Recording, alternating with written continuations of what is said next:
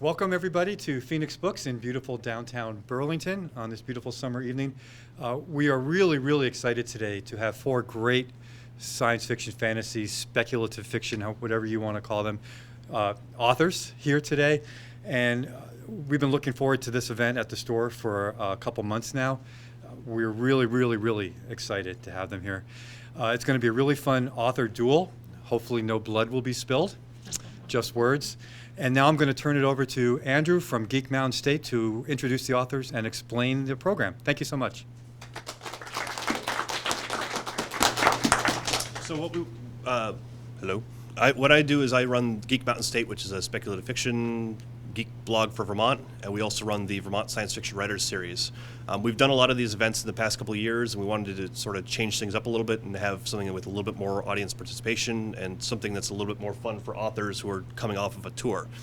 So we came up with an idea for an author duel, and there's a little bit of audience participation for you guys and some stuff that they'll be doing. What this is that they will be trying to dramatically outread one another. So they all have their books, I think. Go ahead. They all have their books.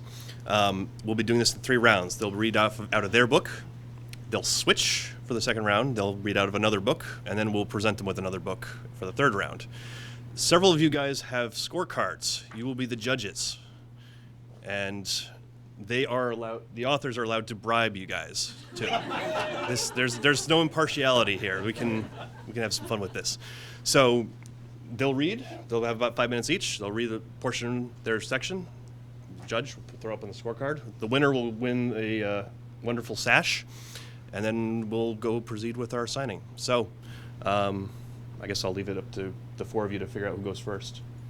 Wait, you didn't expect that we all judge for everything? You technically does. Oh, every author, you guys will flash up a number. And so after each individual person reads, in all 3 rounds will score. In each round. In each round. Yes. Okay. So Brian will read. We're going to decide amongst ourselves who goes first. And okay. Not just one step ahead. So Brian will read, score. Read, score. Under the bus you go. Score.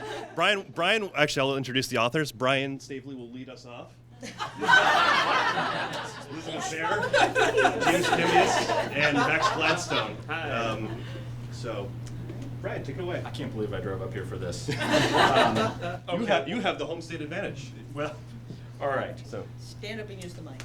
The scene that we are going to be doing today takes place in a really crappy pub, and it's a pub that's built on stilts out over a harbor.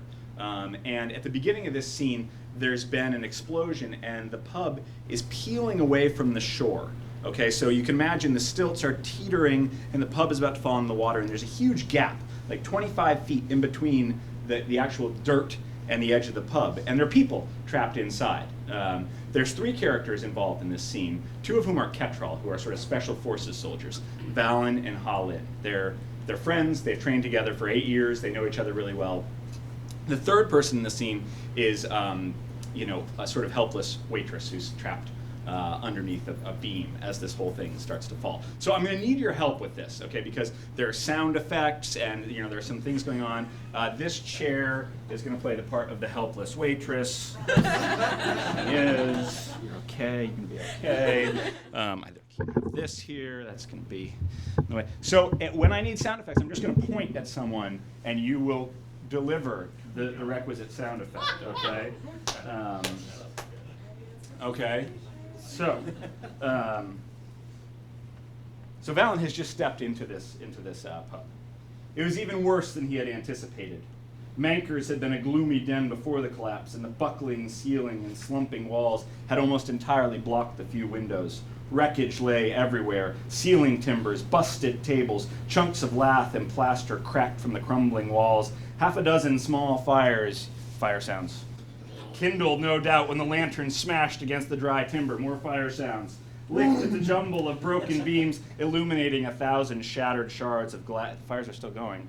Glass. Valen paused, trying to get his bearings, trying to get his kissing footing on the floor, which sloped as precipitously as the deck of a clipper under full sail. If you could all lean to the right.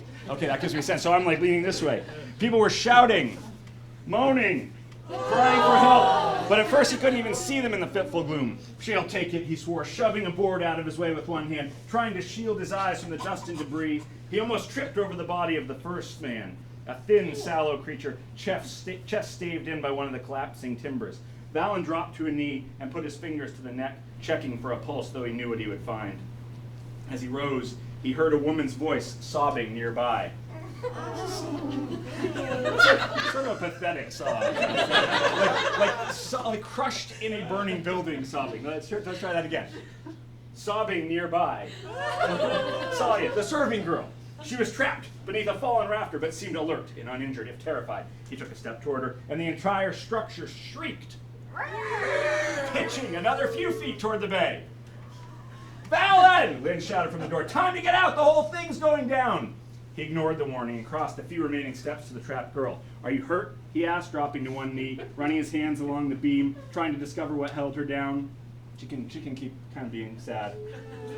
Salia looked up at him, dark eyes terrified, reflecting the fires that raged all around them now. Where'd the fires go, anyway? Singeing his face, her dress. My leg, she asked, don't leave me. Valen, Lynn bellowed. Extract now, you've got no time. I'm coming, he shouted back, looping a hand beneath the girl's armpit and pulling. She screamed in pain. The piercing, now here's another more direction. The piercing howl of a trapped animal. It's like exactly the same. Bit down on her lip and fainted.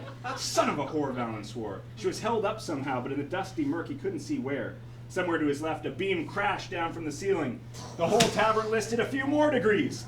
He ran his hands around her again, searching for the obstruction. Slowly, he told himself, slowly. There's one thing he'd learned as a cadet, it was to act deliberately, even when the stakes were high. Especially when the stakes are high, you asshole, he muttered. As his fingers brushed past her waist, he found the problem. Her dress had snagged on a wide splinter of wood. He yanked at it, but it held firm. Valen, you stupid son of a bitch, Lynn shouted. There was fear in her voice now, fear and anger. Get the fuck out! I'm moving, he called back, slipping his belt knife from the sheath and hacking away at the snagged portion of the dress. The girl came free, all in a lurch. He dropped the knife, grabbed her by the dress and the hair, and dragged her. It's an emergency. Across the floor toward the dim outline of the door where Ha Lin was gesturing furiously. Go, he shouted, get across, I'll throw her to you. When Valen pulled the unconscious girl through the doorway, he found, to his horror, that the gasp had grown to almost a dozen feet. He could jump it, but she was still unconscious, draped limply over his shoulder. Lynn read the situation instantly, shook her head, then stepped right to the edge of the yawning crevasse. Throw her, she said, gesturing. Valen stared at the gap, aghast. Maybe this is the gap. Salia couldn't have been 3/4 his weight, but there was no way he could toss her the full distance. He glanced down. The jagged pilings bristled like spikes. I can't, he shouted back. You have to now, fucking throw her, I'll catch her wrists. It was impossible. Valen knew it as well as Lynn knew it as well as he did, which is why she wants me to do it, Valen realized in a rush. Salia was dead weight. He could make the jump alone, but just barely. As long as he held on to the unconscious girl, he was trapped on the wrong side of the gap, pinned to a teetering shell that would drag him to his death. He saw it all as clear as day, but what could he do? Drop her, leave her to die? It was the right choice, the mission-responsible choice, but this wasn't a Kent-kissing mission. I'll jump with her, he shouted, preparing to sling Salia across his back. I think I can make it. Lynn's eyes widened with horror, then they hardened. Can you turn the page for me, please? Before Valen understood what was happening, she had pulled a belt knife from her sheath, was cocking her arm, then throwing.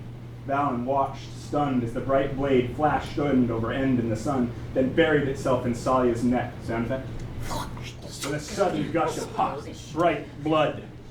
The girl's lips parted in something that might have been a cry or a moan, but more blood choked it off. She's dead, Lynn shouted. You can't save her now, Valen. She's fucking dead. Now jump!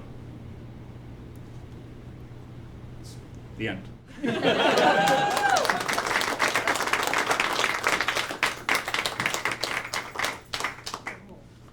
Judges.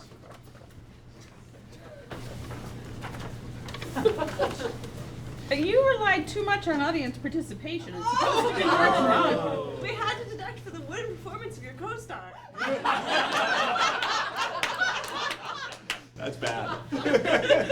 My only Hold deduction them all up. I need to score up. My only deduction was because you didn't argue enough with Andrew when he double-crossed you. I was afraid for my life. And was that good? Is that why I got the 8 points, or why 2 were deducted? Chair over my head. Very close to the fan, just what it is. Oh, that would have been exciting.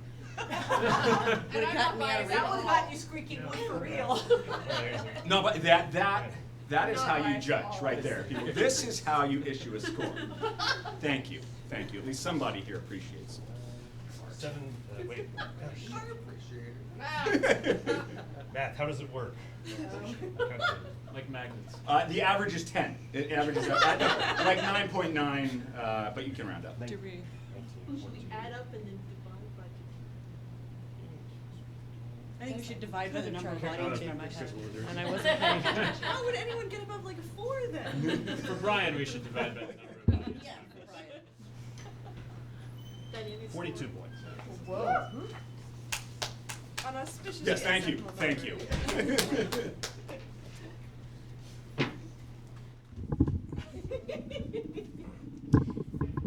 Expect less clambering from me, but better audibility for the home audience. Hi, I'm Elizabeth Baer. This is my new book, Karen Memory.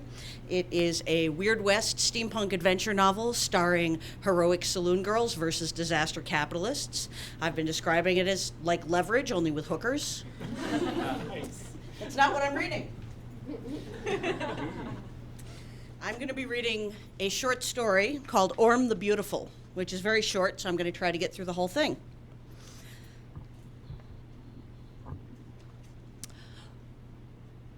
Orm the Beautiful sang in his sleep to his brothers and sisters as the sea sings to itself.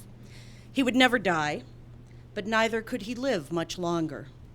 Dreaming on jewels, hearing their ancestor song, he did not think that he would mind. The men were coming. Orm the Beautiful knew it with the wisdom of his bones. He thought he would not fight them. He thought he would close the mountain and let them scratch outside. He would die there, in the mother cave, and so stay with the cord. There was no one after him to take his place as warden, and Orm the Beautiful was old. Because he was the last warden of the mother cave, his hoard was enormous, chromatic in hue and harmony. There was jade and lapis, the bequests of Orm the Exquisite and Orm the Luminous, respectively, and chrysoprase and turquoise and the semi-precious feldspars. There were 3 cracked sections of an amethyst pipe as massive as a fallen tree, and Orm the Beautiful was careful never to breathe fire upon them. The stones would jaundice to the color of smoke in the heat. He lay closest to the jagged heap of barrels, green as emerald, green as poison, green as grass, that were the mortal remains of his sister, Orm the Radiant. And just beyond her was the legacy of her mate, Orm the Magnificent, charcoal and silver labradorite overshot with an absinthe shimmer. The Magnificent's song, in death, was high and sweet, utterly at odds with the aged slithering hulk he had become before he changed. Orm the Beautiful stretched his long neck among the glorious rubble of his kin and dozed to their songs. Soon he would be among them, returned to their harmony, their many-threaded round. Only his radiance illuminated them now. Only his eye remembered their sheen, and he too would lose the power to shine with more than reflected light before long, and all in the mother cave would be dark and full of music. He was pale, palest of his kin, blue-white as skimmed milk and just as translucent. The flash that ran across his scales when he crawled into the light, however, was spectral, green electric and blue actinic, and a vermilion so sharp it could burn an afterimage in the human eye. It had been a long time since he climbed into the light. Perhaps he'd seal the cave now, to be ready. Yes. When he was done, he lay down among his treasures, his beloveds under the mountain, and his thoughts were dragonish. But when the men came, they came not single spies, but in battalions, with dragons of their own. Iron dragons, yellow metal monsters that creaked and hissed as they gnawed the rocks. And they brought with the dragons channeled fire. There was a thump, a tremble, and sifting dust followed. Cold winter air trickling down the shaft woke Orm the Beautiful from his chorale slumber. He blinked lambent eyes, raised his head from the petrified singing flank of Orm the Perspicacious. He heard the crunch of stone like the splintering of masticated bones and cocked his head, his ears and tendrils straining forward. And all in the cord sang astonishment and alarm. It had happened to the others, slain, captured, taken, broken apart and carried off, their memories and their dreams lost forever, their songs stripped to exiled fragments to adorn a wrist, a throat, a crown. But it had always been that men could be turned back with stone. And now they were here at the mother cave and undaunted to find it sealed. This would not do. This threatened them all. Orm the Beautiful burst from the mountain, wreathed in white-yellow flames. The yellow steel dragon was not too much larger than he. It blocked the tunnel mouth. Its toothed hand raked and lifted shattered stone. Orm the Beautiful struck it with his claws extended, his wings snapping wide as he cleared the destroyed entrance to the mother cave. The cold cut through scale to bone. When fire did not jet from flaring nostrils, his breath swirled mist and froze to rime. Snow lay blackened on the mountainside, rutted and filthy. His wings, far whiter, caught chill carmine sparks from the sun. Fragile steel squealed and rent under his claws. There was a man in the cage inside the mechanical dragon. He made terrible, unharmonious noises as he burned. Orm the Beautiful seized him and ate him quickly, out of pity, head jerking like a stork snatching down a frog. His throat distended, squeezed, smoothed, contracted. There was no time to eat the contraption, and metal could not suffer in the flames, so Orm the Beautiful tore it in half, claw and claw, and soared between the discarded pieces. Other men screamed and ran. Their machines were potent, but no iron could sting him. Neither their bullets nor the hammer-headed drill on the second steel dragon gave him pause. He stalked them, pounced, gorged on the snap-shaken dead. He pursued the living as they fled, and what he reached, he slew. When he slithered down the ruined tunnel to the others, they were singing, gathered, worried. He settled among their entwined song, added his notes to the chords, offered harmony. Orm the Beautiful was old. What he brought to the song was rich and layered, subtle and soft. They will come again, sang Orm the Radiant. They have found the mother cave, and they have machines to unearth us like a badger from its set, sang Orm the Terrible from his column of black and lavender jade. We are not safe here anymore, sang Orm the Luminous. We will be scattered and lost. The song will end. It will end. His verse almost silenced them all. Their harmony guttered like a fire when the wind slicks across it, and for a moment Orm the Beautiful felt the quiet like a wire around his throat. It was broken by the discord of voices, a rising dissonance like a tuning orchestra, the chord all frightened and in argument. But Orm the Courtly raised her voice, and all listened. She was old in life and old in death, and wise beyond both in her singing. Let the warden decide. Another agreed, another, voice after voice scaling into harmony. And Orm the Beautiful sat back on his haunches, his tail flicked across his toes, his belly aching, and tried to pretend he had any idea at all how to protect the cord from being unearthed and carted to the four corners of the world. I'll think about it when I've digested, he said, and lay down on his side with a sigh. How am I doing on time? Okay. Around him, the cord sang agreement. They had not forgotten in death the essentialities of life. With the men and their machines came memory. Orm the Beautiful, belly distended with iron and flesh, nevertheless slept with one eye open. His opalescence lit the mother cave in hollow violets and crawling greens. I meant to do that. The cord sang around him, thinking while he dreamed. The dead did not rest or dream. They only sang and remembered.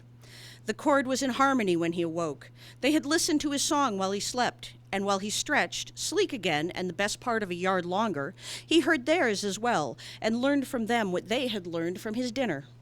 More men would follow. The miners Orm the Beautiful had dined on knew they would not go unavenged. There would be more men like ants with their weapons and their implements, and Orm the Beautiful was strong. But he was old, and he was only one. And someone, surely, would soon recall that though steel had no power to harm Orm the Beautiful's race, napped flint or obsidian could slice him opal hide from opal bone. The mother cave was full of the corpses of dragons, a chain of song and memories stretching eons. The cord was rich in voices. Orm the Beautiful had no way to move them all. Orm the Numinous, who is eldest, was chosen to speak the evil news they all knew already. You must give us away, Orm the Beautiful.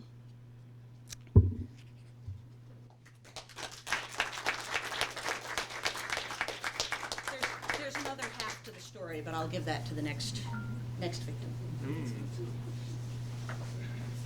Extra points for accurate geology. Extra points for sparkly pretty things. I see 7. That's a 7 that you're holding. No, No, I saw 7. I think you're wrong. That's you're wrong. Pretty sure I saw her passing out I'll have your face. Oh.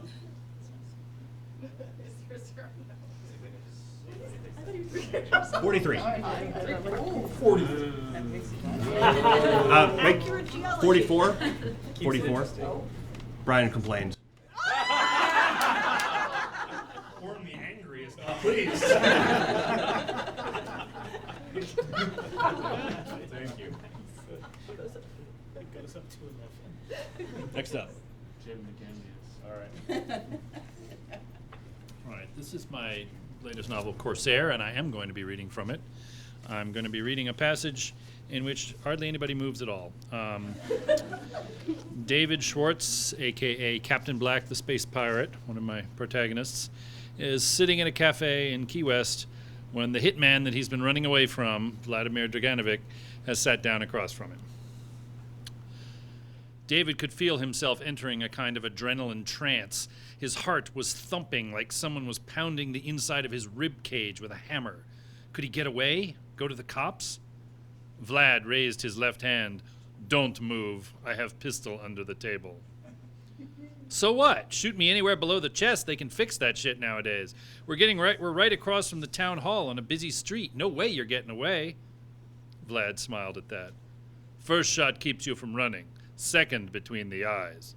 And American police do not frighten me. Okay, go ahead then, said David, surprising himself a little. If you're going to kill me, stop dicking around.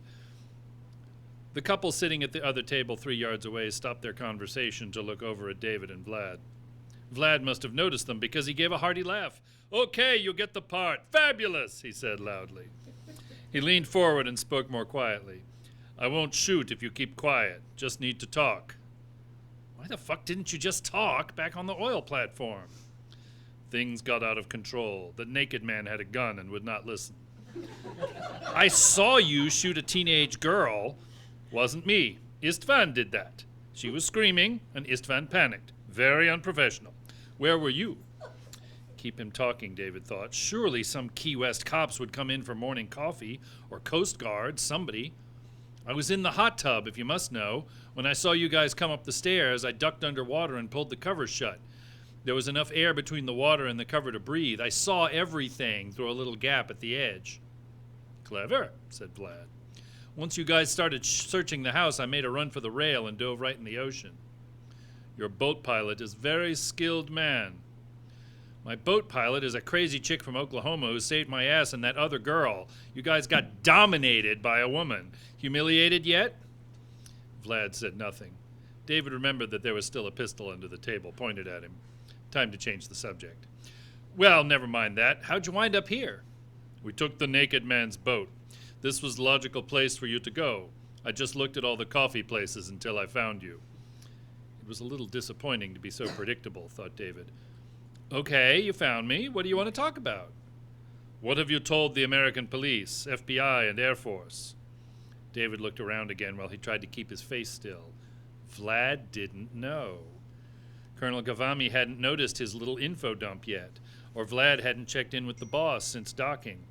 The big scary guy had fucked up badly on the oil platform and was trying to fix things before getting in touch with the boss, which explained why he hadn't just shot David in the groin on sitting down or between the eyes.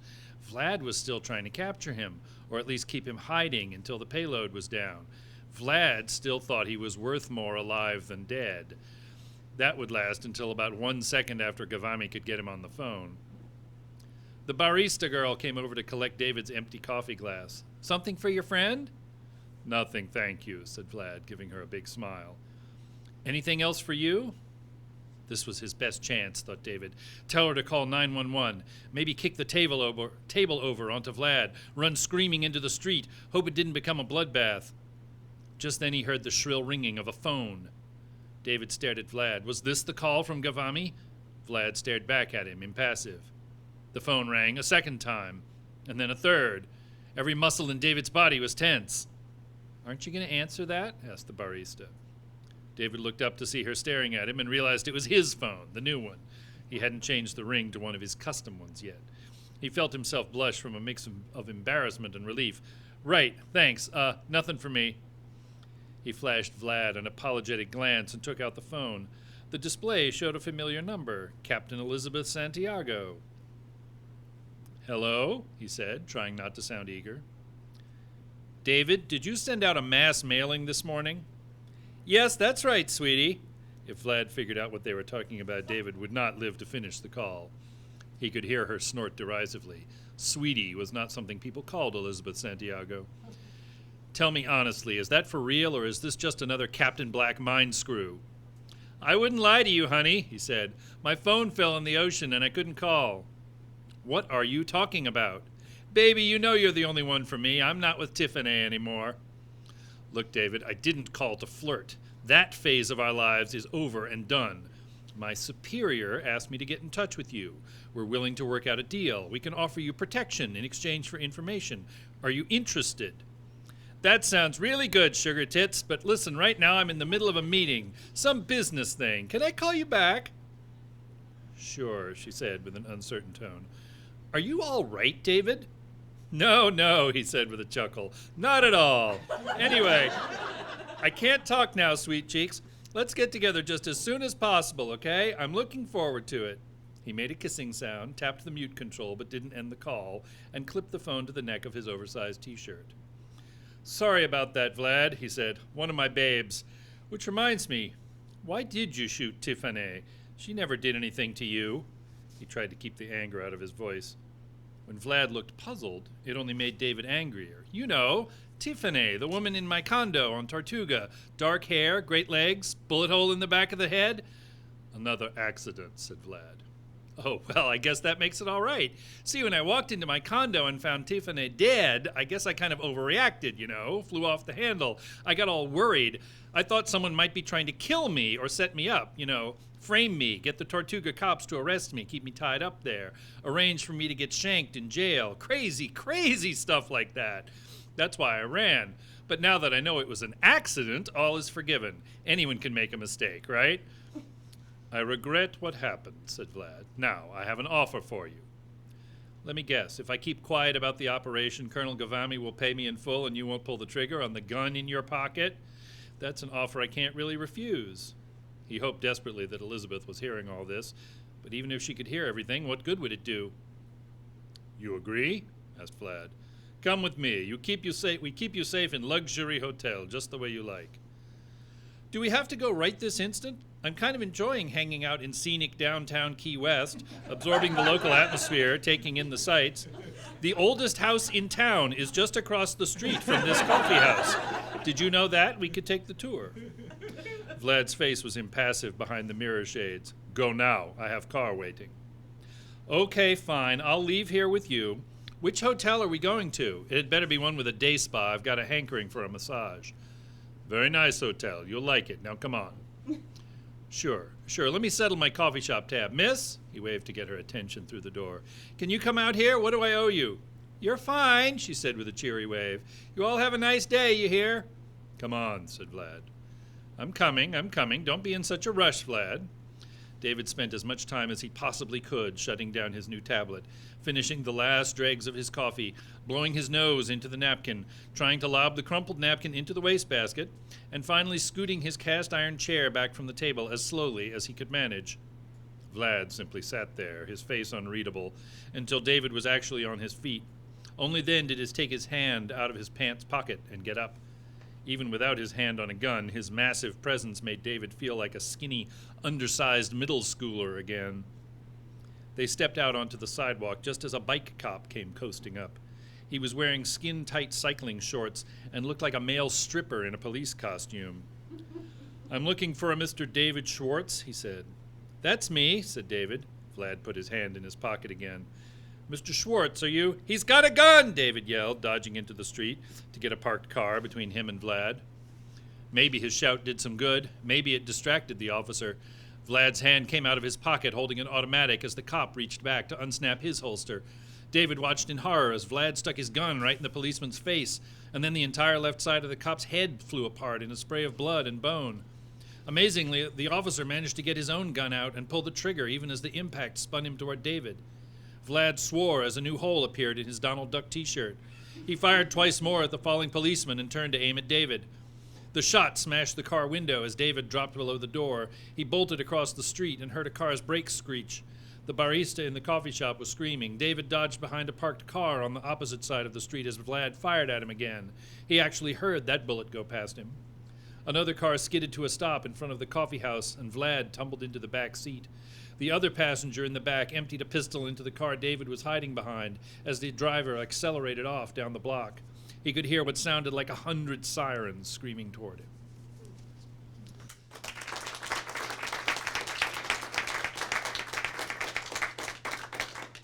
Okay.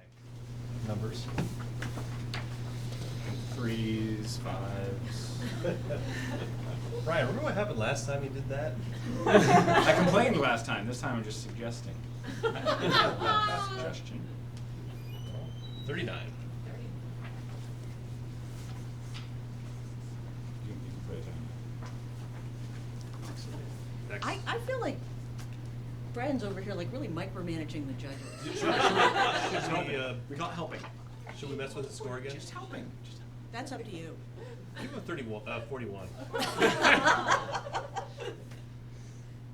to do more bribery, less helping. Yes. Helping can be a kind of bribery. So just to be clear, is there a sort of shooting the moon policy going on here?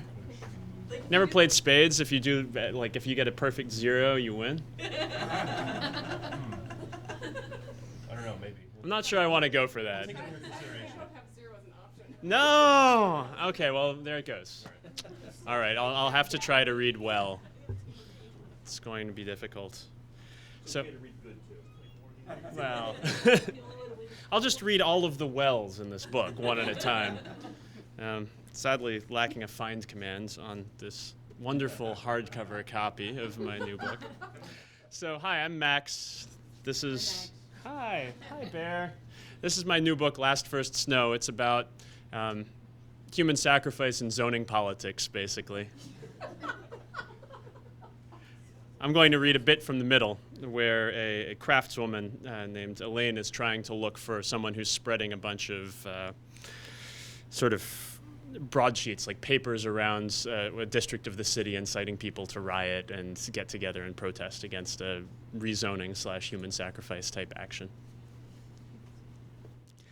Like a gallows glass floating on open sea, Drzedia Lex spread phosphorescent tendrils across the dark. The city's roads robbed the former desert of its night. 8 decades of irrigation and water theft had greened the barrens of Fisherman's Vale. For farms at first, but before long the city's people spilled onto land where orange and lemon trees once grew. Climb snake-like roads up the Draxpine Ridge, hug vine-strangled cliffs through hairpin turns, mount the dry summit and behold the Vale's endless grid of streets, an urban planner's nightmare branded on unsettled ground.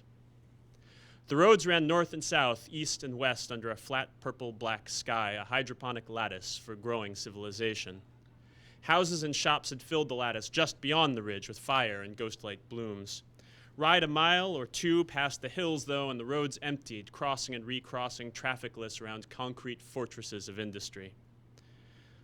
The craftsmen who'd freed Drzedia Lex in the God Wars wasted no time selling it to the world. Free city, they called it, first city made for man, by man. Come all castaways, all ye scorned by gods and people. Come build yourself a life. Outcasts and craftswomen heard and came and stood and soon Bayside rent and property values grew too high for most industry to handle. Concerns that needed room moved to the Vale for cheap land, and workers followed. Flickering lights illuminated the block-lettered sign of Garibaldi Brothers Printing and Engraving. If not for the sign, Elaine could never have told the print shop apart from all the other sprawling 2-story boxes with parking lots out front. Elaine paid the carriage to wait around the corner. The bay's tack jangled as it pulled the two-seater off into the dark. A big roan raised its head from the parking lot trough, glanced over, and snorted. Weeds pressed up through pavement cracks, adding points to pools of shadow. Light streamed through the big windows of the front office, where a secretary with an updo sat behind a desk cluttered with cartoon calendars. Elaine ignored the office and walked to the side lot, through an unmarked, unlocked entrance, down a dirty hall, and opened a pair of grease-stained double doors into pandemonium. Copper, iron, steel, and lead clacked, clattered, and convulsed. Gears realigned and pistons pounded. Torrents of paper surged over drums the size of carriages. Folding machines snapped their jaws. Guillotine blades cut long strips of newsprint into pages. Surgical lights slammed into every surface and edge. She breathed a lungful of hot paper and vaporized ink and melting lead. With a twist of craft, Elaine stopped her ears and reduced the noise to almost bearable levels. When she regained her balance, she saw the workers, 40 or so ear-muffed humans in tan jumpsuits, staring at her. The last few days had accustomed her to scrutiny. She waited. A tall, broad man emerged from behind the giant press, leading a square woman with a smear of engine grease on her cheek. The woman looked Elaine over and thumbed toward stairs that led to a lofted office. The woman went first, the big guy at her side. Elaine followed, and two more large men broke off from the group to follow her in turn. The others stood watching until the boss glanced back, and they all thrilled again to work. Elaine climbed the stairs. Her ears were stopped, but the mechanical percussion still shook her bones. Below the presses ate fresh paper. Rollers rolled, folding machines folded, stacking arms stacked. Humans moved among the metal. She remembered an early experiment with craft in which she'd opened an anthill to watch workers tend the queen. They looked like that. Talks drag on ran the headline on the broadsheets they printed. Wardens threatened protesters. Thousands of copies. She didn't expect so many.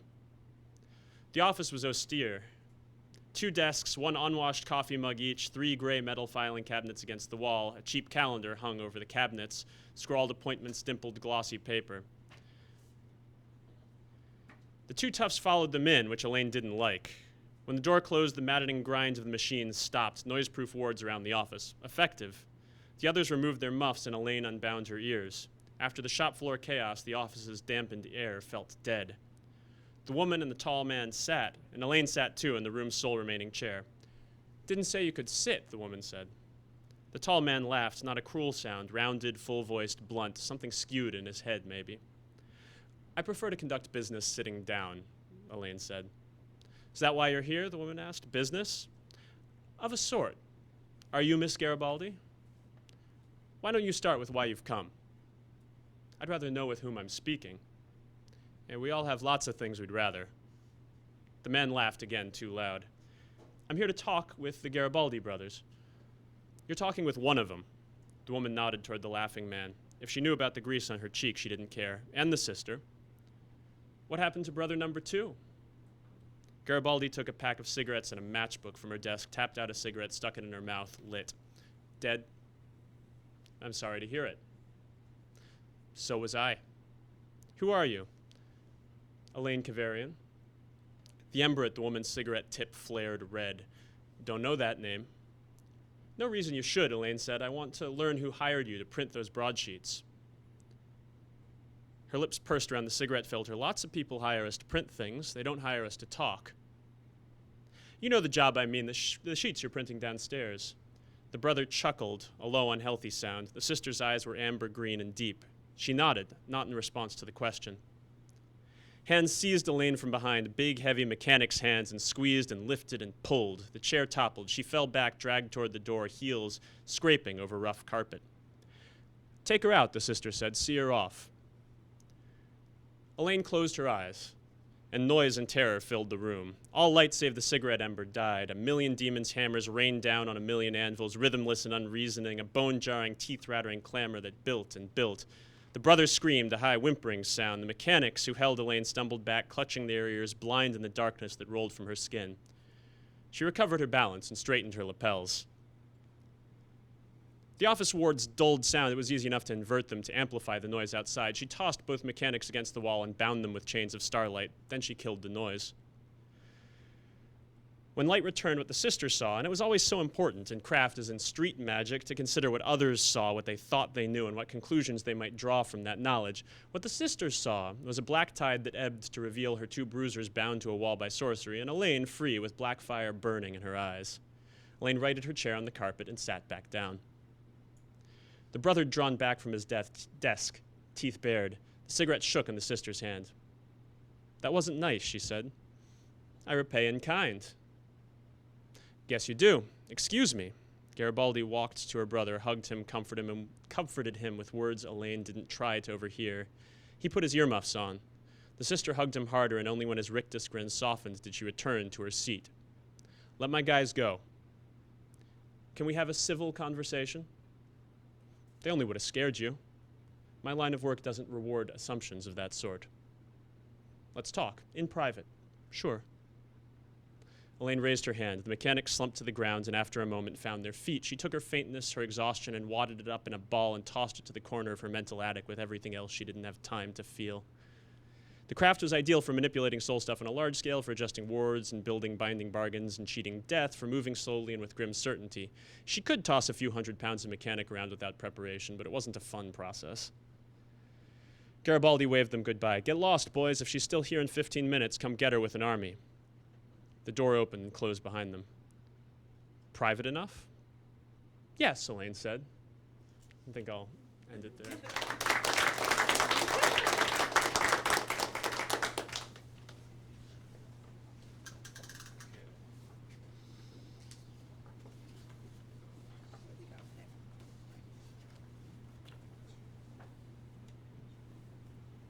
You'll notice I've said nothing. It's studiously silent. But you said it so loudly.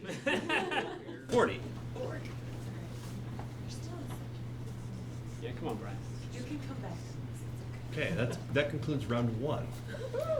Do you guys need water or anything? You good? I need revenge. Okay, well Vengeance is like water. that brings us to the second round, where you guys will take your book and swap it with one of your colleagues. I think you get to choose the swappings. Mm-hmm. Yeah, that's true. I want Brian. Or Okay, people can Elizabeth. heckle from the audience. You can tear apart Brian's book. Let's see. I don't know. What do you guys think? All right. Max, toss yours to Brian. Elizabeth, hand yours to There you go, James, Brian. and James, hand yours to Max. I stopped it there. You guys just want to pick a random passage. Okay. Oh, wherever. You Oh, okay. you take your pick. Who goes first? Me again? So can you I was compose hoping like Jim would action read you the cards? rest of the story, so you'd know how it ended, but. Oh. We'll hold the 5 minutes for these ones because you guys are going to be working with Yep, some yep. territory. Brian, you'll get longer. I'll get longer than what? You can get longer than 5 minutes. Oh, I can. No. Oh. So I was taunted. Okay, guys, this book, let me tell you. Max has written a 380-page book. What page do you want me to read from? 245. 220 I heard first. Better hope this is a good page, Max. It's going to be interesting. That's the fun part of the book. What am I kidding? It's all the fun part of the book. Okay. This might be the bloody part of the book, though. Since it's round 2. Do the pants come off in round 3? I need an adult. Settle down there. Settle down. All right. I'm not even sure who's speaking. 5 minutes to run that. I'm gonna move this. No, this is not. So in this scene, there's a bar, and it's kind of peeled away. You worry too much. A soft victory here will not keep my city safe and whole. A slow, successful siege won't do it. I must remind these people what powers hold Rossetti elects intact. The Skittersill Rising will become a lesson to this city and to the world. New depths opened in his voice. I think I opened some new depths there. The bass expanded, rumbling through Elaine's body, buzzing in her eyeballs. Blue flame licked Copil's fingers, and sparks darted between his teeth. He grew large again, as his will distorted and shaped reality. When she blinked, she saw him as a nova of blood. Anyone in the crowd below with a lick of craft could look up and see him, a doomsday sun in the night sky. So why, he said, should I not open the ground beneath them now? Why not rain fire from the heavens? Why not descend into their... That was another chance to be in your midst. Into their midst. Into their midst, shadow-winged with a fiery sword, and walk from tent to tent singing slaying songs. Slaying, slaying, this is a slaying song. Okay. That's not actually part of the text. I could ash the rock upon which they stand, dry the fountain which they drink. I could fill the streets with poison gas and rend their dreams to shreds. Fear would stitch Drizzedia Lex together again, and you would have the blood of thousands on your hands. That blood's already there! I'd add a fresh coat to what's left over from the wars. Do you think our colleagues would look kindly on a mass murderer? What is war but mass murder? And they called me a hero for that. There are other ways to rule. Name one that works. You're scared. Tom Batok shot in the middle of that crowd. It scared you. Nothing wrong with that. I don't scare, he said. Beneath them, the dancers spun faster. If you need a victory, Elaine said, take one, but don't use the crowd. Don't cross that line. What do you propose? Let the wardens do their job. You make it sound so easy. It is.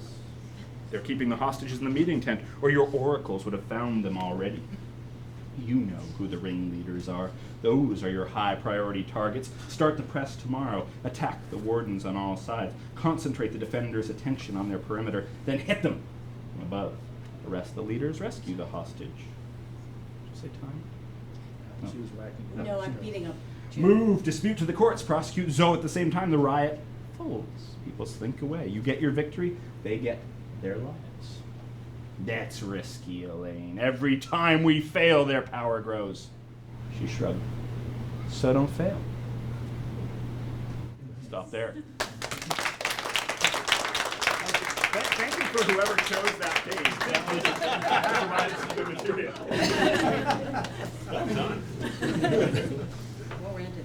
You also get a time bonus. You have a minute 40 on the clock. Oh, nice. We can throw up a point for that. Add a point back. Yeah, we can add a point back for that. Right, you- Okay, judges. Oh, Still 3. below. 19. Thank you. 3. Divide by I will paint all of you in more blood. 49. 49. Rend the heavens. Bonus points for the little flickery hand things. Okay. So since I'm being Brian, Do you have a section, or should we pick page? no, I've got it. This will be representing a pottery shed.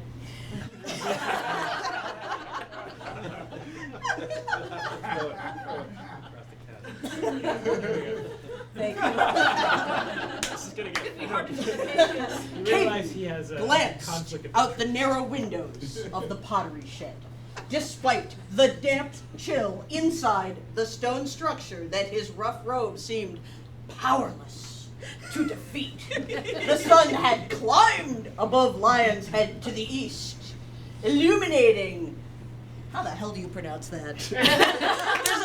There's a totally gratuitous fantasy apostrophe in this word. Necessary. Ashkelon. Ashkelon. Illuminating Ashkelon's paths and buildings. It would be a pleasant day outside.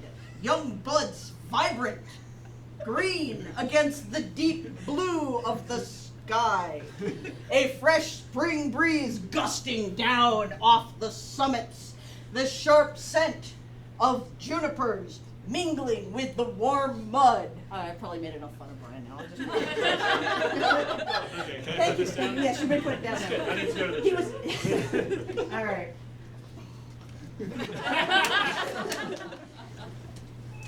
Unfortunately, the slaughtered goats and strange tracks outside the monastery had led to a change in routine, and the upshot of Skeelnin? How do you pronounce Silenin. Silenin. Silenin's interdiction against acolytes working outside the central square was that Tan had moved Caden from his outdoor labors and into the shed. You can finish taking your castle apart later, the older monk had said, dismissing with a wave the structure Caden had labored senselessly to build. For now, I want you to make pots, broad and deep. How many? He asked. As many as it takes, whatever that meant. Caden stifled a sigh as he looked around the shed, eyeing the silent rows of ewers, pots, mugs, bowls, urns, and cups set carefully on the wooden shelves. He would have preferred to be out with the monks who were trying to hunt down the mysterious creature, not cooped up making pots, but what he preferred didn't figure into the matter. I'm going to need some pottery wheel noises here.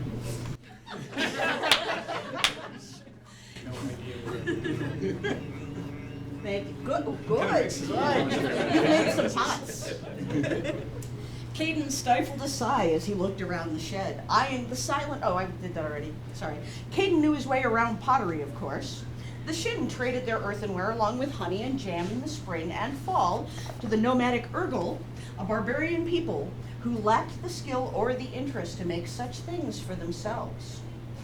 He usually enjoyed time spent in the shed, kneading the cool clay between his palms, conjuring the graceful shape of a cup or jar between his fingers as he worked the treadle with his foot. Given the events taking place, however, an assignment to work in the clay shed from dawn to dusk felt a little like imprisonment, and he found his mind wandering in ways that would have earned him a beating if Tan had been able to see.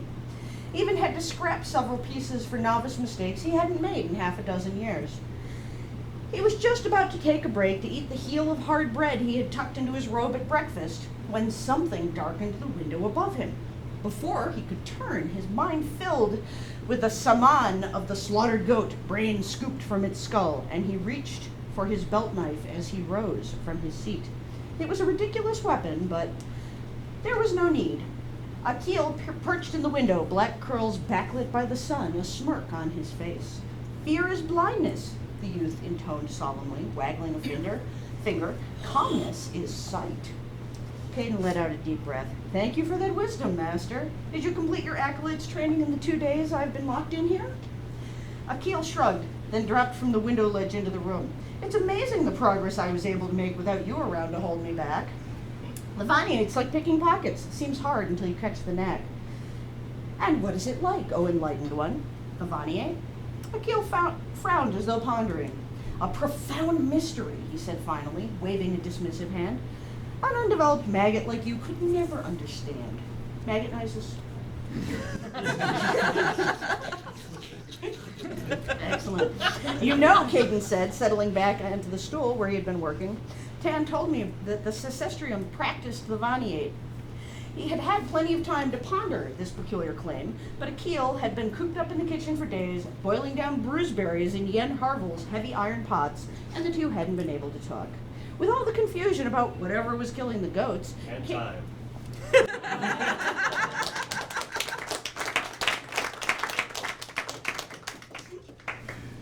This apostrophe is my spin doctor's comment.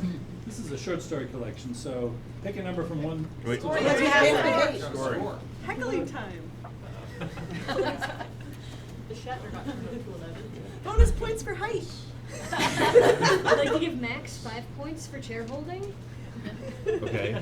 Keep that in mind. All right. Excellent chair holding, Max. Thank you. Close.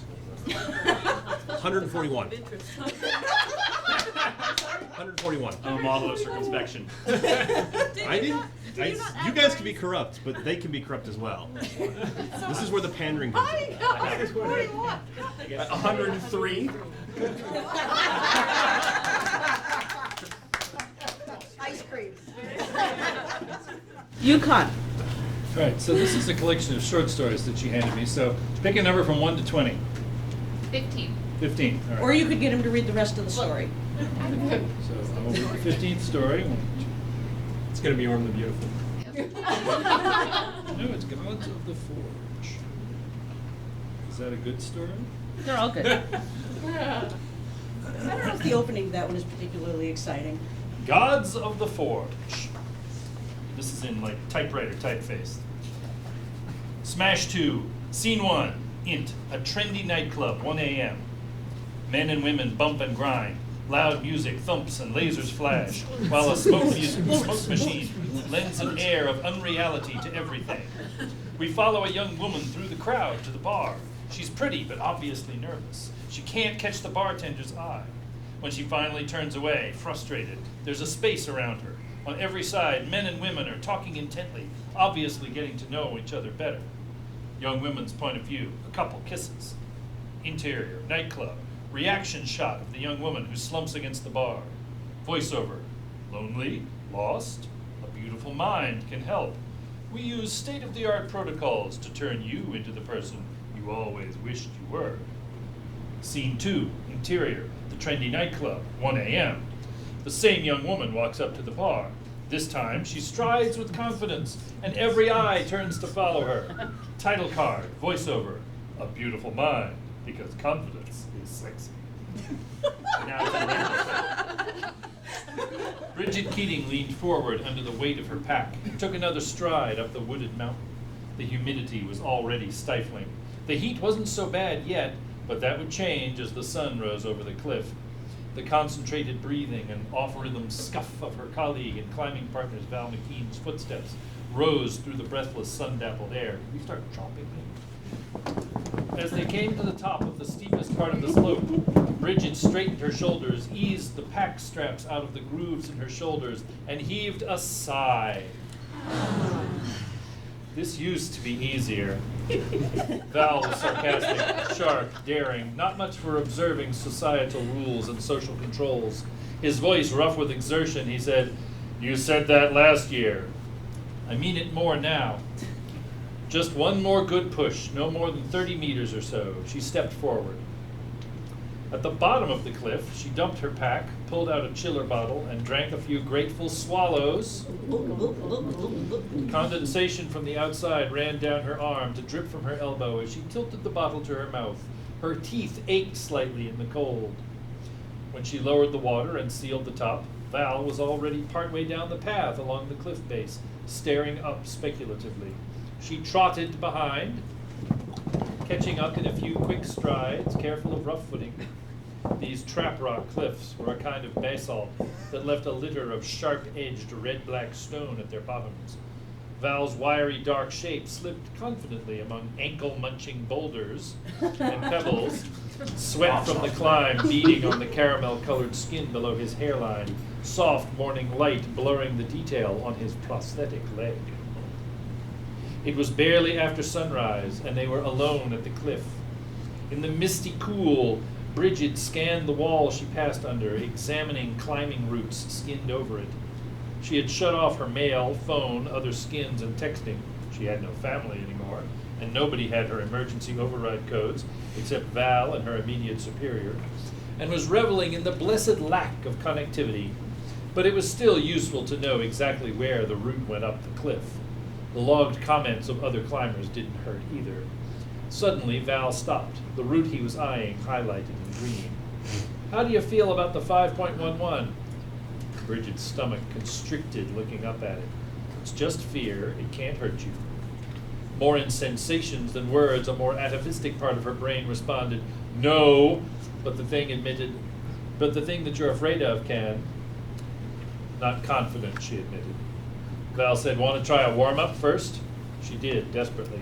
She wanted an excuse not to climb this at all, but if she started making those excuses, that was exactly what would happen.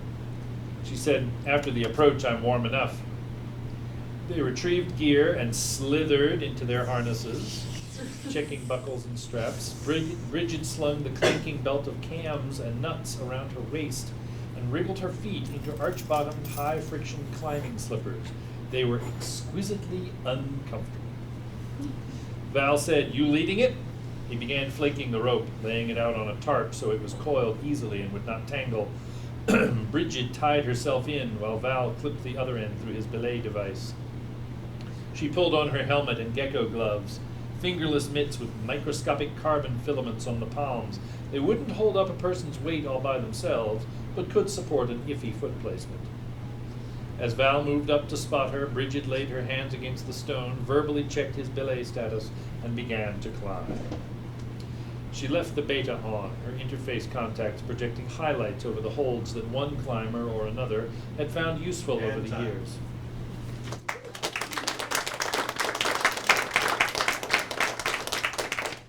There should be bonus points for reading the beginning in the voice of like an old time Radio, yeah.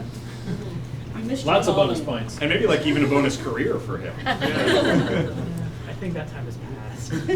No, it's coming back. It's coming We back. have to believe that. Old radio spots? Yes. 132. Oh, Brian has been penalized by the lack of cheating. More cheating. Brian has been penalized. I think you guys are also, being very liberal with the points you're giving. All right, hi. So I'm going to read from Jim's book, which is awesome. All right, why don't you pick just a page, some page. Pick page, any page, don't tell me what it is. All right. That's your page. It's your card. All right, is this your page? Sorry.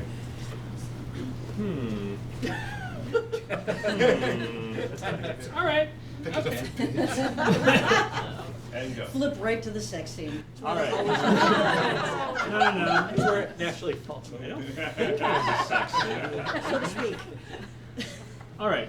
They drove easily through the desultory rush hour traffic in Titusville to the NASA Causeway and crossed the lagoon to the Cape. The roads inside the Space Center perimeter were huge, like highways for a city the size of Orlando, but there were weeds tall as Jack growing and cracks in the shoulder pavement. And once they had to swerve around an alligator sunning itself in the right lane.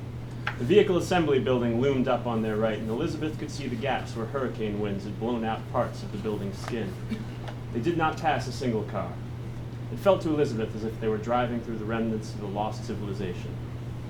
They turned off the Titan Boulevard into a smaller blacktop road that turned onto another causeway. Then suddenly there was nothing but beach and ocean in front of them. Jack followed the road north until it was just a strip of pavement with beach on one side and lagoon on the other. He parked by a clutch of other cars and trucks in one of the old launch viewing area lots. There were more big weeds growing in the cracked concrete. To the south, the towers of the old Saturn and shuttle launch gantries were rusty against the blue sky. They walked through the scrub grass and ground-hugging live oaks to the beach. The breeze carried a scent of mesquite wood and beef, and just at the high tide line, half a dozen people were setting up telescopes and tending a couple of portable barbecues. Jack made introductions. Hey, Mel, I want you to meet Elizabeth Santiago. She's the Air Force liaison at Icarus. Elizabeth, this is Mel Koenig. Koenig was a short man with a long gray beard and only 3 fingers on his right hand. Hey, there's beer in the cooler and we're cooking ribs and chicken. So you're the young lady Jack's been talking about. She glanced at Jack, who looked like he wanted to run away and hide. Jack's been talking about me?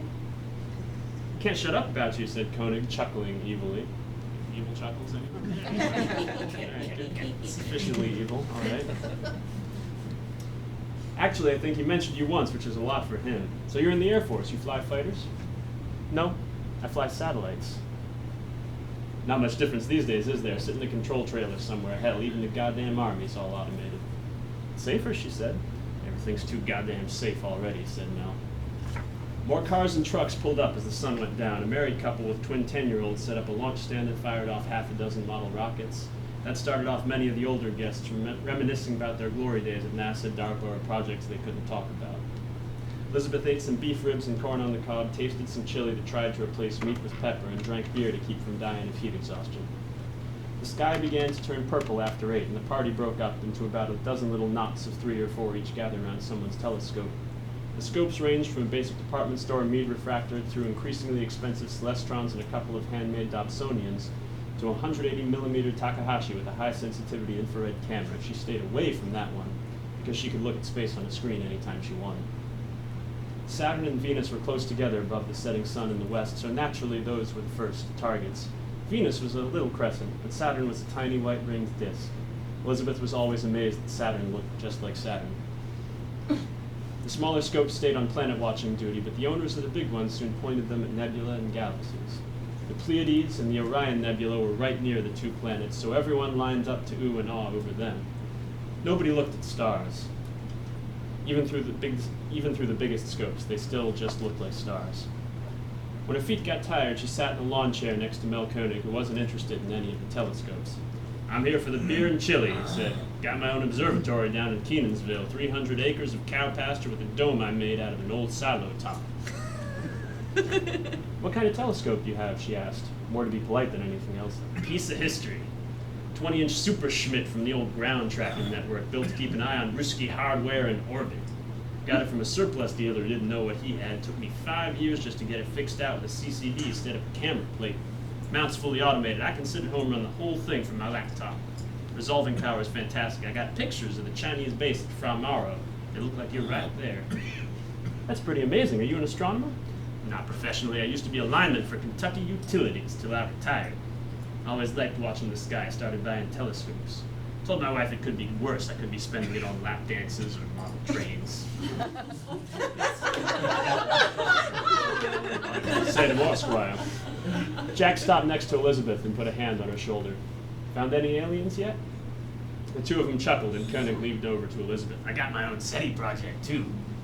Remember those big old satellite dish antennas? I got 6 of them synced up to make a synthetic aperture antenna. Every night they track Saturn long as it's up.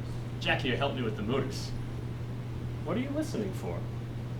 Well, a while back I got this crazy notion I wanted to try out. See, everyone else in SETI wants to listen for aliens and other star systems. And time.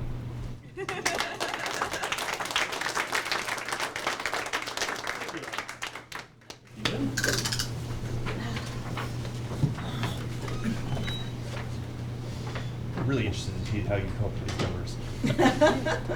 Be compiled. Plus.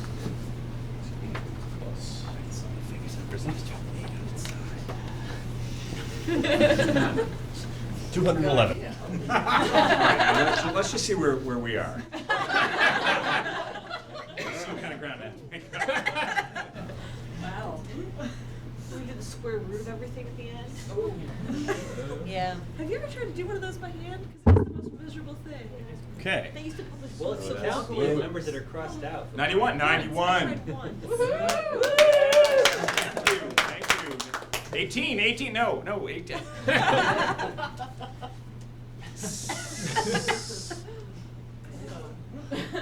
We're coming for you, Gladstone. Wow. It's a nice square number. Ooh, square. We're coming for you. Yeah. 91. Going into our final round. The dwarvish top of the round. Max is in the lead. Elizabeth is second. I mean- James is third. What did we say he's Brian in is. What did we say he's in the lead? Nah. Okay, so for the next and final round, I'm going to let people just get up and stretch your legs for a minute. We're going to go in the opposite order, so instead of switching books down the line, you're going to go back. You guys get to pick any books that are in here and give it to the person on your left. In Brian's case, it'll be Max. Really? I'm going to pick a book to You're give to going to Max. pick a book that is in this room. Okay. Does that have to be in this room, or can it be anywhere in the store? In this room. And can I choose the page? No, they can choose the page. No. Let him choose the page. Okay. All right. This good. Okay. So we're gonna start. We're gonna start with Brian, and he will have to talk about which book. No, we're gonna be consistent. So tell them what book you've gotten, and from there we go. One of your judges. This one will be the Shatner. Oh, we have a judge in the bathroom. I gave him a Spanish English dictionary, so I think it's an introduction. Okay. Zoe Berman again. Did you know There might be some good material for you in there. Take a moment to familiarize yourself with your text. All right, well, Jim has given me a choice. So should it be Unfamiliar Fishes, which appears to be about Fish? fish? No, it says I think it's about Hawaii. It's about Hawaii. Okay. Or Sudoku. Because I'm sure no, it's detect a word. Go for the fishes. Fishes. Am I hearing? Okay, fishes. Sarah Vowell's always Okay, Brian? There's some serial killer shit in this. All right. Okay. Okay. Good to go. I think we should give him something in English. Read X. Should we reconsider the Spanish? Okay. No? Okay. We're going to give you 3 minutes for this round, just because Because I have a Spanish dictionary. It gets really exciting around page. We also expect your accent to be impeccable. I think you should have do it by fantasy made-up language rules. Yeah. Just throw in some I apostrophes. don't know, and unnecessary considering how I struggled with his apostrophes, Okay. I feel like the Spanish dictionary is just justice. Payback. We'll allow it. Montgomery's gland. Thank you. Thank you for coming out today. I'm Brian Staveley. I wrote the Oxford Spanish Dictionary. I'm very proud of it. It's just a little something I've been doing in my spare time, a little project. I thought there wasn't anything out there that really kind of filled this gap. So I took this upon myself. So what I'm going to be doing today is I will read you an English word, and then I will tell you what I think the word should be in Spanish, and then I will read the actual Spanish word. So the first word, we're just going to start with the B's, and it is simply the letter B in English. And I think B in Spanish is vino, but here they just say it's B. So that's obviously incorrect. Lack of imagination. Yeah, absolutely. Babble in English. Babaglio. It's a little more Italian. They say this clearly can't be right. Farfular. Doesn't even start with a B. Obviously wrong. Baby. I have this one. Bambino. Gaugua. Gaug? He speaks Spanish. That doesn't even sound. It sounds like it sounds like a villain. Gaugua. We'll see you now. Okay, so that's clearly wrong. Bachelor. For bachelor, they have licenciatura. It even sounds kind of naughty. Licenciatura Gaudua, we'll see you now. Back. El Coro, I believe is the word. No. Espalda, from which we get, what do you call these things? Pauldrons? What's a pauldron? Pauldron is armor. Epaulette is the little thing with the little. Oh, I don't wear the little. I just wear the armor. Yeah, I prefer the armor. Then there's back definition 2, which is just back dos, and then back definition 3, which is back tres, and back definition 4, which is back cuatro. So those were easy. I moved through those pretty quickly. Let's see. Backlash, which is what I hope is going to happen to Bear for giving me this horrible task. And just so she knows, the Spanish for that is reacción violenta.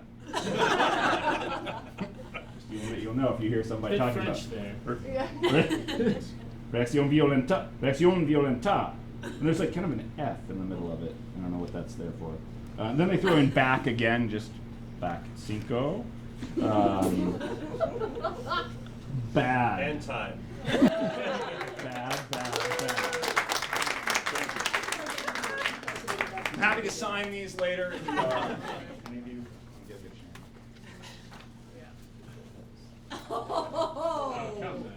yes!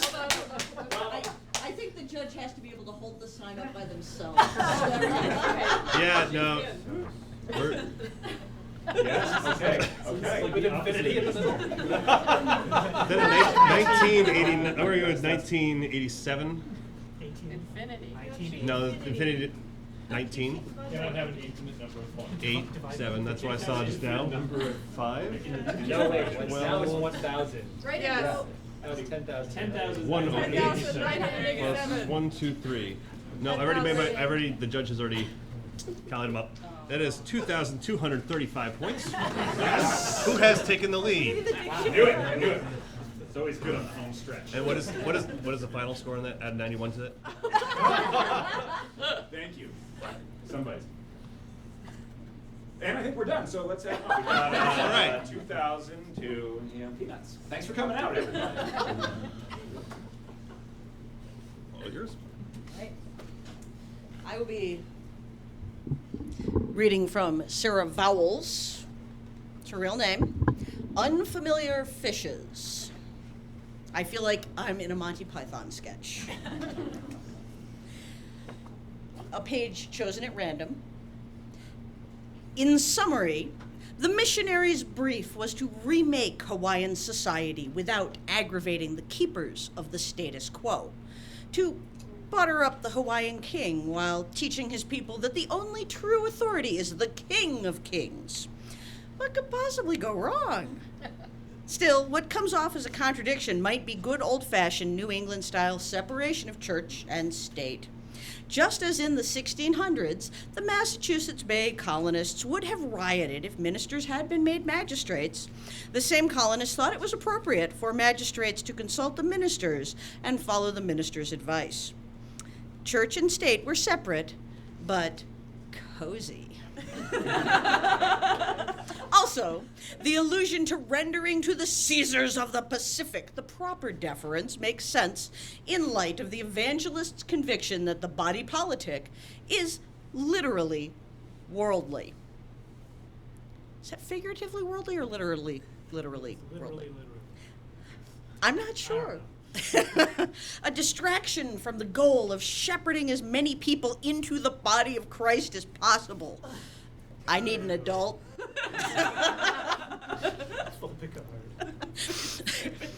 The ABCFM's instructions to a later company of missionaries to Hawaii spell out this belief. You are to abstain from all interference with the local and political interests of the people. The kingdom of Christ is not of this world, and it especially behooves a missionary to stand aloof from the private and transient interests of chiefs and rulers. If there is one thing to understand about the New England missionaries, remember that as their defining belief, the kingdom of Christ is not of this world. A Christian, as the chaplain in Moby Dick put it, is only a patriot in heaven. The people they are sailing toward, polar opposite. As Hawaiian historian Samuel Kamakaua would assess the missionaries' reception, some people helped with the missionary work, and other people belonged to the perpetuation of the earth side. When I interviewed the Hawaiian independence activist Kekuni Blaisdell, I asked a question about the overthrow of Queen Liliuokalani in 1893. Believe me, he has plenty of things to say about the subject, and you're going to hear all of them. Both of his grandmothers lived and worked in the Queen's household. He was one of the aforementioned protesters marching on the 50th anniversary of statehood, carrying "We are not Americans" signs. But he didn't get around to discussing the overthrow for a couple of hours because he answered my opening 1893 question by recounting the history of Hawaii from the beginning of time. Literally that time. He told me about the Earth Mother mating with the Sky Father. They have a daughter, then the Sky Father mates with the daughter. I really need an adult now. Where does the body of Christ come into this? We don't want it. The production of conception is stillborn and buried, Blaisdell says. Up sprouts the first taro plant. It is an understatement to call the root vegetable taro and its mashed form, poi, the staple of Hawaiian food. It's not simply a local favorite, the equivalent of, say, cheese to the French or cheesesteaks to Philadelphians. I don't think Sarah understands what a staple food is. And time.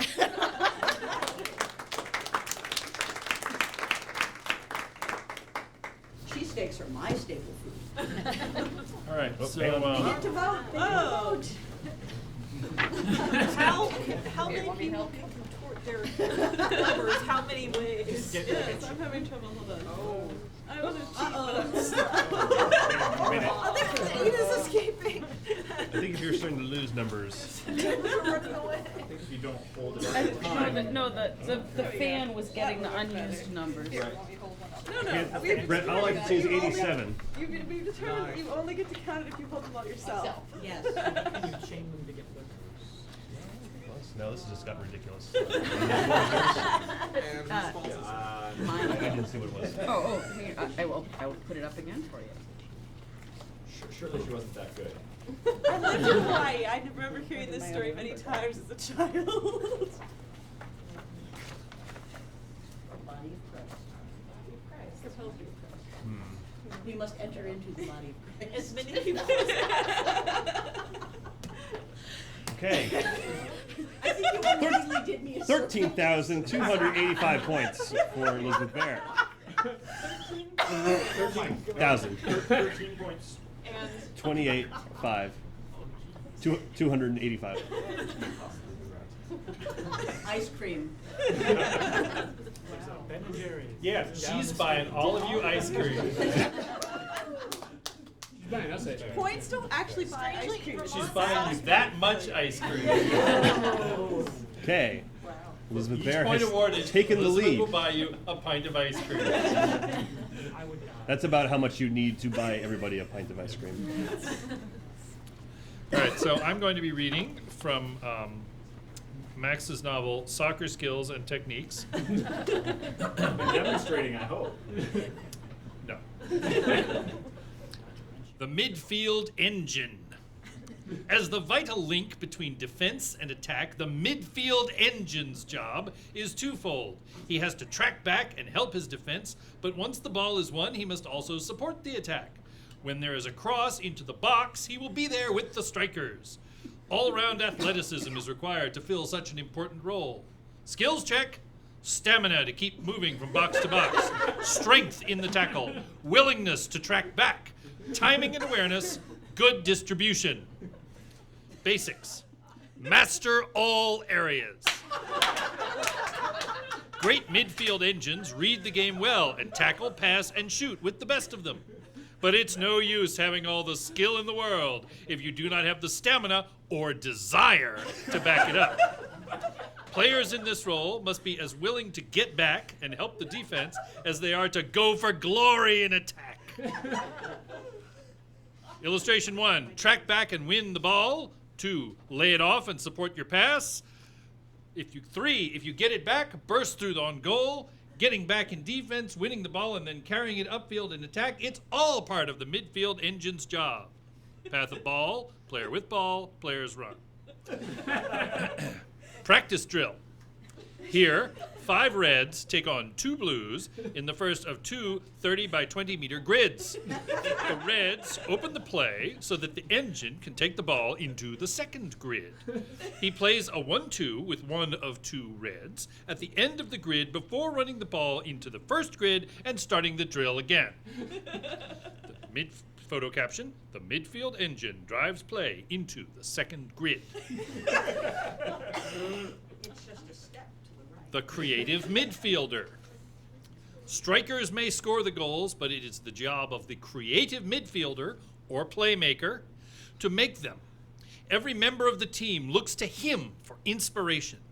As well as a great footballing brain, playmakers need all-round skills of the highest quality. They must stay calm amid furious midfield action and pass with accuracy and a delicate touch. Skills check. Intelligence, vision, and imagination. High all-round skill level. Excellent awareness and distribution. Confidence. After this, I want you to write an essay comparing the skills of the creative midfielder to the midfield engine. Basics. Create the opening. The creative midfielder must have the vision to spot an opening and the technique to exploit it. He should be aware of all the possibilities before receiving the ball in midfield, but from then on, with his head up to watch the play develop, he has to improvise. It is the unexpected that will open up a well-organized defense. The playmaker is there to provide it. 1. If the defense retreats, expecting a pass, the midfielder takes the opportunity to run with it.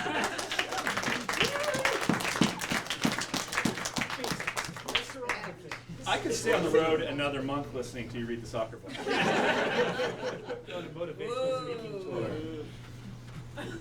much a sports Basics. Be perfect in everything. Yeah, what basic requires no good all-around skill? Play badly. Like you can be kind of shitty at a lot of stuff if you're in this bag. Wow. Awesome. These are very hard to sort backward. You weren't supposed to use more than one of them. You did tell them that corruption was Rules were not here. clear. You should have stated that at the outset.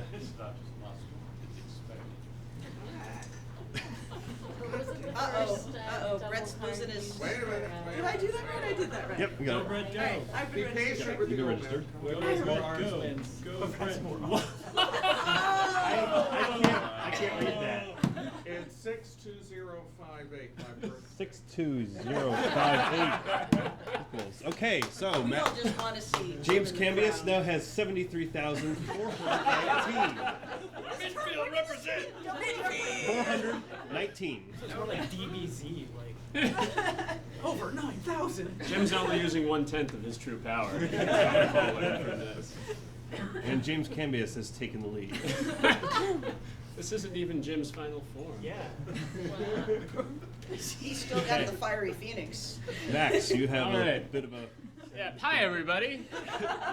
I'm Max still.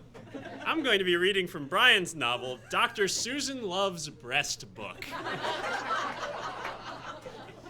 I have to say, I've already learned a few things from this book, which is sort of embarrassing because it's page 6. But apparently, the little bumps around the areola that look like goose pimples are known as Montgomery's glands, which I feel like is a thing that was good to know. Brian asked me to start at the beginning, but there's this one one paragraph that I feel really deserves to be read before the beginning, just alone. The title is "The Parts of the Breast: An Interactive Community."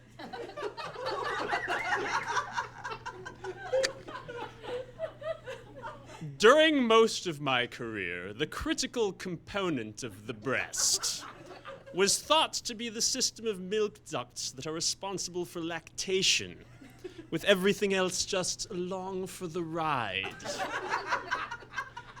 Yet there has been little research on the anatomy of the breast ducts, so I have devoted much of my own research to the subject. Followed by possibly the most horrific picture that I've ever seen. Anyway, so I'll start from the beginning now. Now that you all have that firmly in place. Chapter 1, The Breast and Its Development. Is there such a thing as a normal breast? Medically speaking, yes. A normal breast is one capable of producing milk. Beyond that, no. The range of size and shape of breasts is wide and individual.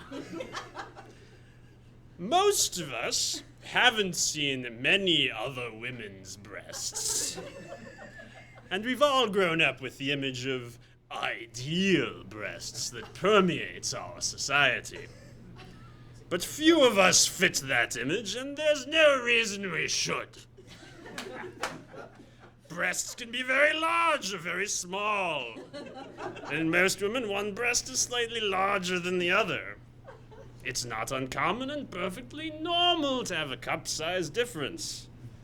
Breast size is genetically determined and depends chiefly on the percentage of fat to other tissues in the breasts. Usually about a third of the breast is composed of fat tissue, the rest is milk ducts and supportive fibrous tissue. The amount of fat varies as you gain or lose weight. The amount of breast tissue remains constant. A, quote, flat-chested, end quote, woman's breast will grow as she gains weight, just as her stomach and thighs do. So if she loses the weight, she'll also lose her larger breasts. I'm gonna just, this is Dr. Susan Love's aside here that follows. This is actually a block to weight loss for many women, since the weight seems to leave the breasts first. They hate the effect on the breasts so much that they decide to go off the diet. A normal breast of any cup size can produce enough milk to feed a baby, and breast size has nothing to do with vulnerability to breast cancer or other breast disease. Very large breasts can be physically uncomfortable. And like very small or very uneven breasts, they can be emotionally uncomfortable as well. We'll consider this at length in Chapter 2.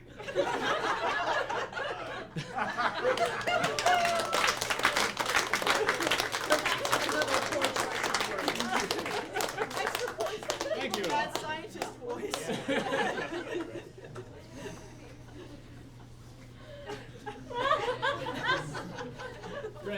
upside down. So is the competition. What is like golf? The only way that could be better is it was done in the voice of Professor Farnworth. Oh, I should have thought. Is that a Good news, everyone. Brett, is that a deduction? Okay, Ginger. Sorry. I'm having trouble reversing things and starting them into order. It's because your breasts are in It is, actually. All the You cards need in to the read air the and book. count the first fourth of land. Did I get that right? No, I didn't. That was supposed to be 9, 8, 7, and I can't reverse my numbers. It's, I mean, precision at this point in the judgment is very Very. Let's try this again. 22,355 for Max. 355? All right. I'm not sure that we need to bother with the addition. I gave it the old college try, so to speak. I think we need a bonus for the voice for that one. That was a Like 3,000. 3,000? Yeah. 3,000 or I more. would clasp you to my bosom for that performance. Oh, thank you. That's all I really. And it is going to be on public television. Well, good. educational. Yeah. Learn a little Spanish, a little anatomy. Learn about the Montgomery's gland. Yeah. I've been wondering what the name for those things was. Anyway. Okay. So, As long as you feel improved. I our, do. our winner with 73,000 something other on points is James Cambias.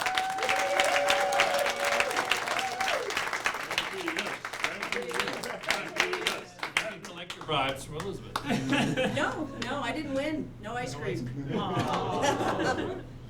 So we have the ceremonial stash. First time it has ever been given out. I'd like to thank my parents. Here we go. To complete the. Oh, very nice. What a dapper crown.